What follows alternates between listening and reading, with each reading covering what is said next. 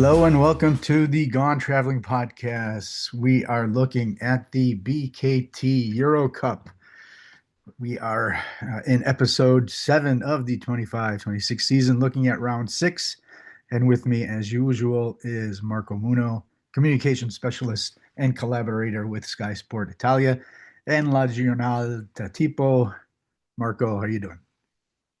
Hello, everybody, and yeah, we're good. We're good. We are deep diving into the season, so we're good, and we're curious about what's going on and what will follow next. Yeah. So I'm actually recording from California on a family Mhm. slash business visit. So we are going to come out a little bit later in the day on Thursday when we usually would, but we'll still get it out to you. Yeah, round 6 is in the books, and we have no more undefeated teams. Bahcesehir lost to Jerusalem in a game in Belgrade. We'll talk about that later. One game that we won't talk about, but I did want to mention it ahead of time, is that we still have one winless team. Hamburg had dropped to Mhm. 0-6 with a 35-point loss at Venice. Hamburg have not won this season, and I'm not talking just the Euro Cup. They have not won this year. They're 0-5 in the German league, plus a loss in the German Cup. So they are 0-12 this season. Sort of conflicting reports here in Germany that head coach Benko Balashki is or is not on the hot seat. They do play a massive game this weekend against Braunschweig, who only have one victory in 6 games in the domestic league. So you have to think if they lose that one, and they've already changed their coach, Braunschweig. So yeah, things are kind of up in the air. So we'll see. Hamburg winless. We do have uh, no more perfect teams. So let's jump in. Mhm. We have an exciting game going down in Ulm. The Yeah, let's stay in Germany. Yeah, stay in Germany. Ulm take down London 87-86. Actually, in front of 3,000 healthcare workers. They invited healthcare workers to come in for free for the game. 3,000 of them. And probably was probably good to have those people on hand just in case any of the Ulm fans had heart attacks. So I'll let you talk about that game. Yeah, because they kinda had to win the game like 3 times because it seems like they won it 78-73 in under 3 minutes or um, to the end. It was 2 minutes and 20 and 50 seconds. So seems like +5 and then +7 when it was 2 minutes and 12 seconds. So it seems like it's over. I mean, you start wondering what's next because it seemed like in 2 minutes you cannot lose the game. But then Cameron McGussie happened, and we talked about him last podcast, and he tried to stay. He tried to help London Lions to get the upset given the time. So he started scoring, and he had like before 2 points, and then after uh, one free throw, and then he got another 3 point play. The action after. So you got now a close game. You got 80-79, and then Wedman, huge triple, and seems like Ulm has got the edge and has got the win again because +4, 1 minute and 20, and also you refuse you didn't let London Lions to go ahead for the first time. So it seems like even for a more for seems like you won the game. Seems like you got the win, you got the edge another time, but then they had also two free throws. So it seems like plus 16 seconds, and you're done. And then Cameron McGusty again scored, and they lost the ball on the inbound. So Adamu had another easy basket from the paint. So now the gap is 2 points again, and it seems like you've lost the game, or at least you're really near to lost it. But then London Lions had to make faults because they have to save the last seconds to have the last shots. And Garavaglia was pretty accurate on the free throw line. He made 2 out of 2. So the last 3 point of McGusty wasn't enough for London Lions. But the thing is that Ulm resist 2 times, but also was nearly to lost the game 2 times. So at the end of a great battle, they came up with win. But London Lions was really close to a huge upset given the time and the score on the last 2 minutes. So seems like London Lions is on track, and maybe they can regret the 2 point the victory here when you will see the standings at the end of the season.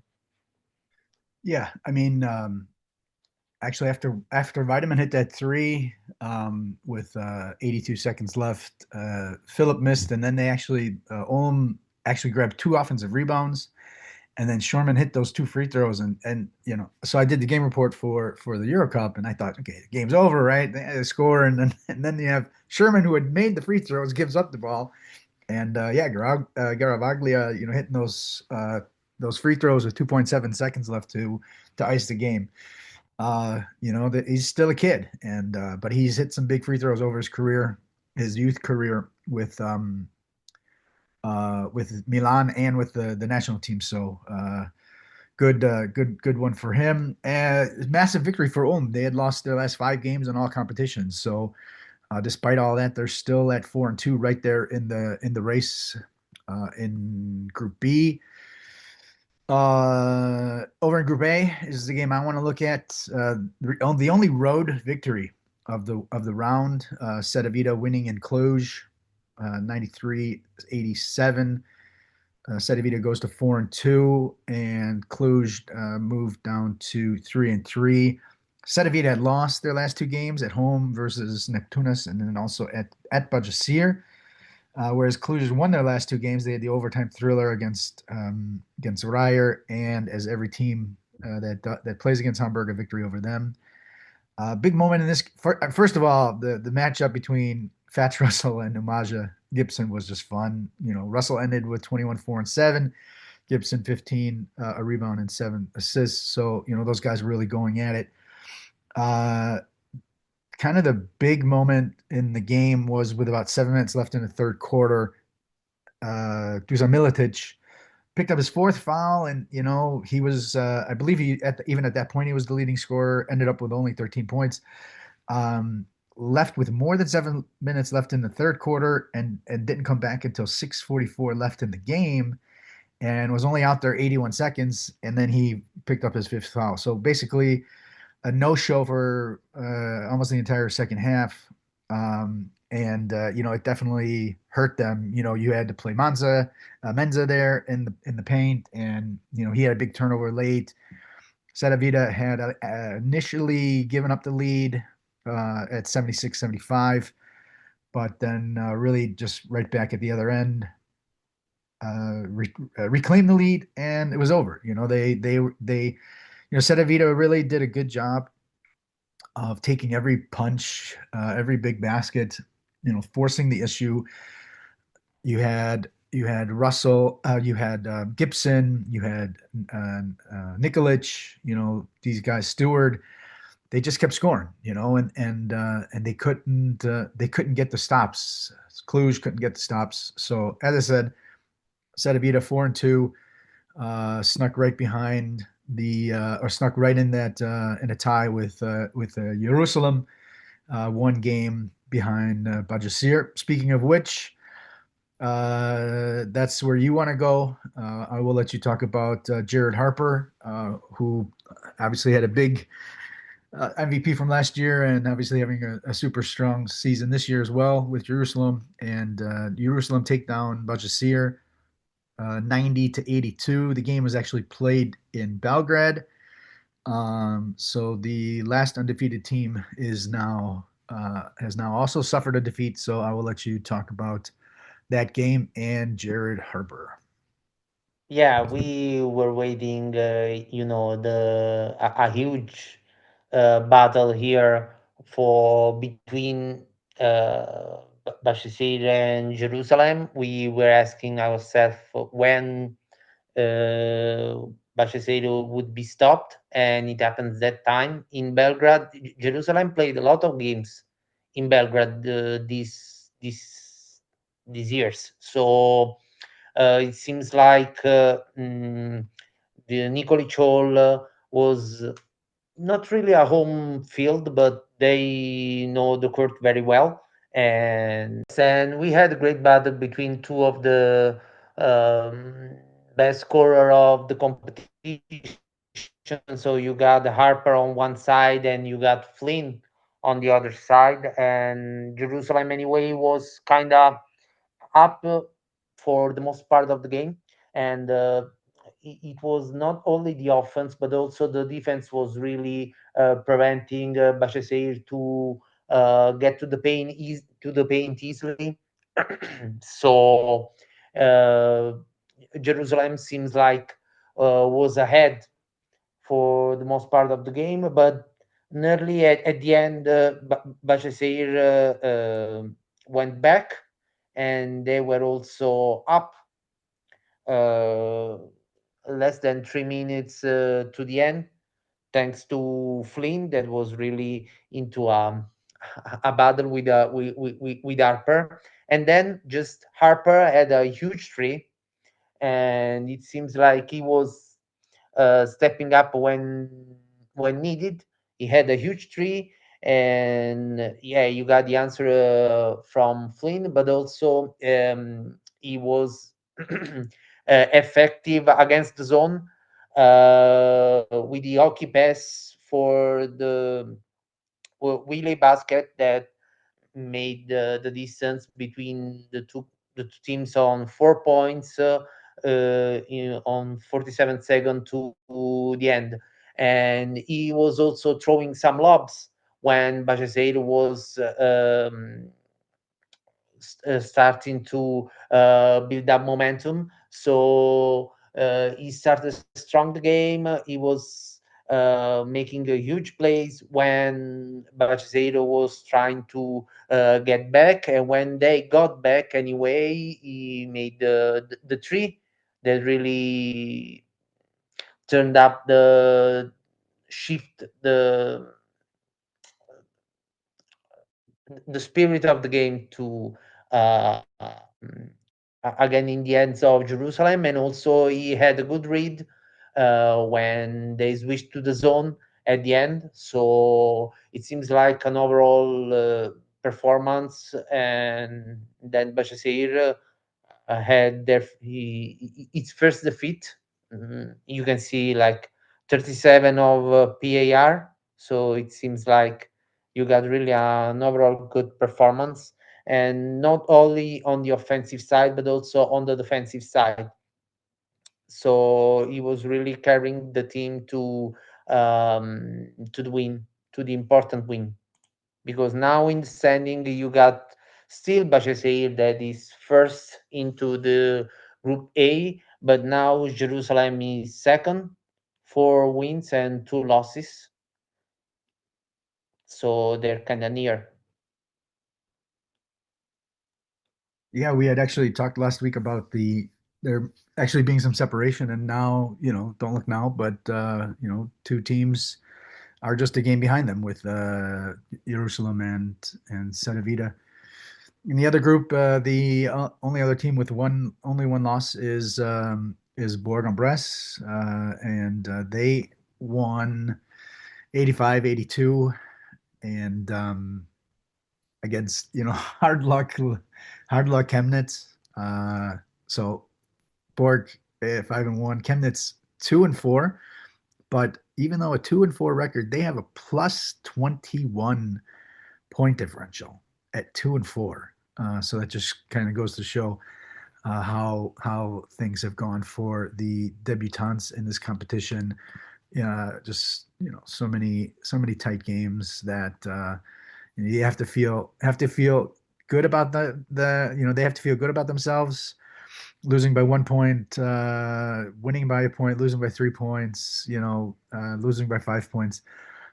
It's a continuous matter of nail biting. The other game I want to talk about, both Gach, the South Sudanese. He ended up with 18.7 rebounds. He had 14 points. So Chemnitz was up by 13 points with less than 8 minutes left in the game, and Borg came back and won the game. Got 14 points in the last 7 minutes. 3 point play, 3 pointer, 3 point play, 3 pointer, and then with 56 seconds left, added two free throws. This is a guy that 3 seasons ago was in Kosovo, uh, played at Nokia in Finland, was the Finnish league MVP and the finals MVP, then went over to Darussafaka and had a strong season there, and now he's showing everybody. We talked about some guys in the preview podcast, who we think could maybe be playing EuroLeague next year. And I can see that. I can see that for this guy. You think about it, it's only 6 rounds in, and he's doing these type of things, taking over games, with the mental capacity to take over games, from the power forward position. It, you have guards that score 14 points in the final 7 minutes. And you don't really see big guys, do that. So super impressed with him, and going to be watching him the rest of the season. But he's definitely a guy that you could see, a EuroLeague team, one of the lower level teams, maybe snatching up for next season. I do want to talk really quick about Chemnitz. One other thing about Chemnitz is it's interesting that Kevin Yeboah didn't play again. He didn't play last week's game in the EuroCup, but he had played over the weekend. And just like this week, he also played over the weekend. I think he led the team in scoring, and yet he didn't play again. So I haven't been able to figure out why he hasn't played the last two EuroCup games after having played over the weekend. So let's move over to your next guy that you want to talk about, and that is Rasheed Sulaimon. Right now, Buducnost is we just talked about Borg at being 5-1, and there are 3 teams that are 4-2, and actually now 2 of those are going to be in your game right now, and that's Buducnost and Besiktas. Besiktas looks so strong after taking care of business with Borg, and now they lose to Buducnost, and 82-79. Both teams 4-2. Buducnost now 3 wins in a row. So I will let you talk about. You want to talk about Rasheed Sulaimon? Yeah, we talked about guards. We talked about the home factor for Buducnost and how can it can play an important role. And it was like in this case because Besiktas was really on a roll and they started a strong game, and then they try to go their way. They were up and at the beginning of the game, and then Buducnost was really having a break, 9-0, and then they went kind of tie 47-45 at the halftime. And Besiktas anyway managed to go ahead another time, and then Suleiman happens. He had his best game on the season. It's the first time he scored more than 13 points. He's averaging like 10.5 points at game, but he had 20 this time. And it's kind of ironic that his best season about scoring was in Turkey when he was playing in Konyaspor uh, 3 seasons ago. He averaged 18, and he was a huge prospect when he was young. He had a huge freshman year on Duke, and he was kind of promised an important call from the Boston Celtics, as he told once, into the first round of the NBA draft, but he chooses to stay, and he had some problems in Duke, so he changed and he went to Maryland, and then he had a little opportunity, but he signed in Europe before the signing a two-way contract on the Charlotte Hornets. And in Europe, he's starting to develop his skills as an important guard. Now, as for now, it wasn't really his season, but he managed to have an important game this time when it was needed, because Buducnost really um, had a game against Besiktas, that is a huge team, and then that was on a roll. And he scored 20, and mostly he stepped up when needed. So he scored the points at the end. At the end, 1 minute and a half to the end, Besiktas was again up 79-77, and then Suleiman had 2 pointers, and then the free throw that really gave the last laugh to Buducnost. And it was really crowning an important game from him, and when it was needed.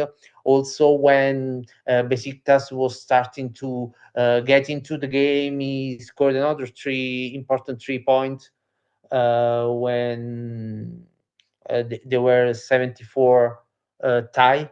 So he was really important at the end of the game, and he was stepping up when it was really needed from Buducnost. Yeah, I think we're gonna just have to get used to teams going up and down, uh, which is what we all like anyhow. Just the madness that is the Euro Cup.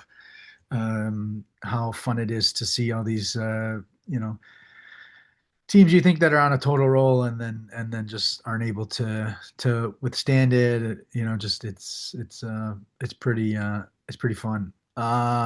I'm gonna move over to the other team that is right there at 4-2 behind Borg.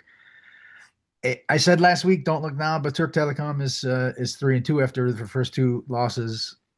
Don't look now, but Turk Telekom is 4-2 with four straight wins. 97-60, 95-67 win over Paninios, 32-9 third quarter. That's basically all they needed. Paninios is 1-5, 0-3 with new head coach Elias Zuras. They tried over the during the week before to bring in a couple of new guys, Karen DeShields and Costas Conticas. You figured they would bring in somebody. I'm still kind of waiting to see what Aris do with their new head coach but this definitely did not work. Turk Telekom is on a roll. Actually, De Shields did have 17 points, but he 16, but he had 14 shots. But it was just too much Turk Telecom. This is a team that we, both really thought highly of, and then they lost their first two games to Borg and Ulm, and maybe that took some people off the bandwagon, but that it's with so many new guys, you have to think that there's going to be a little bit of a learning curve. And the guy I want to talk to is actually one of the guys that actually wasn't there at the beginning of the season. He was injured, Michael Devoe. He had a really strong all-around game, 18 points, 6 rebounds, seven assists, just one turnover in nearly 26 minutes, 26 PIR. And, this is the guy that, he's doing what I thought he was going to do. He missed the first three games and then had seven. He totaled in his first two games, the last two rounds, 17 points, 7 rebounds, and 2 assists. So, but Devoe was a guy that really shined last year in Germany. Which was basically his kind of his first full year in Europe. Went to the famous Mount Verde Academy, and then went to Georgia Tech in college, and then for two full seasons was kind of trying to find a spot in the NBA, G League, whatnot. At the end of the year, went over to the end of the year 23-24, went to Maccabi Urban Ramat Gan in Israel, played 6 games there, and then went over to Weissenfels, NBC Weissenfels in Germany, and actually took that team to probably their greatest season ever. They won the German Cup. They reached this. They reached the. Actually, no, I think they ended up losing to Bayern in the round in the quarterfinals of the playoffs. But just having them make the playoffs, this was usually a team that you know was fighting to stay up in the league, and then they win the German Cup. So Michael Devoe, is a big guy, big guard who can handle the ball and get people involved. And this is one of the guys actually I was most looking forward to watching. And so seeing him really start to shine gives them a massive weapon that I think is going to really, yeah, make Turk Telecom what everybody thought. So Michael Devoe, watch out the rest of the season. Obviously fully healthy now, 3 games back into the league after missing first 3 games. Anything else before we move on to round 7? Well, maybe we got an adios. We got Neptunas who losing some pieces because at the end of their game they had the news from James Carnick that he was going out from the team because of uh, personal matters. So he had his last game. It was like 15 points and 13 rebounds. He had a great game into their win against Maresa, and then it last is last on Neptunus. So, well, seems like the great combo with Velichka would be separated at least for a while. Yeah, we'll see. I'm still waiting to see how long Velichka stays there. We'll see. All right, round 7. A couple of big games. What are you watching? Well, I think the choice will be on Aris against Bahcesehir because we want to see if the the Turkish team will bounce back, and also we got Ulm against Brest, and we talked about Neptunus, so they will be the opponent of Jerusalem. That seems like really strong as for now after their victory. Yeah.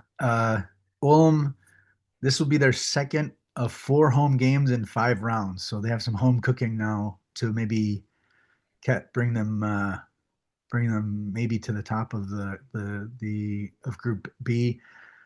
Aris obviously won their first game under Coach Milicic in the league. There's also Cedevita and Ryer at 4-2, 3-3. Chemnitz, 2-4 as we mentioned against Buducnost, 4-2. And I'm not a German homer here whatsoever, but we mentioned Hamburg having a massive game in the domestic league against Braunschweig. They also have a massive game in Group A at Slask. They're 2 games behind Slask at 0-6 and 2-4, so they really kind of need to win this game. And I have to think that if they lose both of those games and go to 0-14 on the season, uh, you'd have to think that a change needs to be made. Something. So we'll see. Yeah. So that's what I got.